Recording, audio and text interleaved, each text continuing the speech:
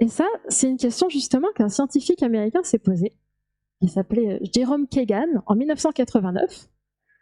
Il s'est demandé à quel point est-ce que les tempéraments introvertis ou extravertis sont innés ou acquis. Et pour essayer de répondre à cette question, il a fait une expérience pour laquelle il a pris 500 bébés. Il les a rendus après, hein, ne vous inquiétez pas. Donc 500 bébés de 4 mois. Et ces bébés, il les a exposés à des environnements stimulants, c'est-à-dire des bruits forts, des odeurs fortes, des couleurs vives. Il a observé leurs réactions. Et ce qu'il a observé, c'est que chez 20% des bébés, la réaction à la stimulation était très forte. Ils pleuraient, ils s'agitaient, ils s'excitaient. Il y avait des soucis. À l'opposé, 40% des bébés, ça allait bien. Pas de problème, on s'inquiète pas.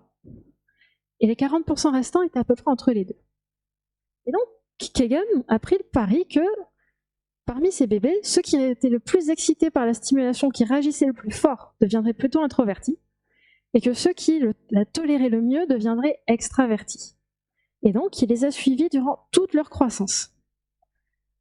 Et au bout du compte, en observant les jeunes adultes qui sont devenus, ce qu'il a pu voir, c'est que effectivement, une bonne partie des bébés excités étaient devenus plutôt introvertis, une bonne partie des bébés calmes étaient devenus plutôt extravertis, mais pas tous. Il y avait aussi eu toute leur éducation, toute leur croissance, toutes leurs expériences qui ont aussi joué et qui ont fait que parfois un bébé qui était démarré plutôt excité n'allait pas forcément devenir quelqu'un de très introverti et vice-versa. Et donc, ce que ça nous dit, qui est assez intéressant, c'est qu'on démarre quelque part. Il y a bien une dimension innée qu'on observe qui nous permet de prédire, mais pas que. Il y a une bonne dose d'acquis.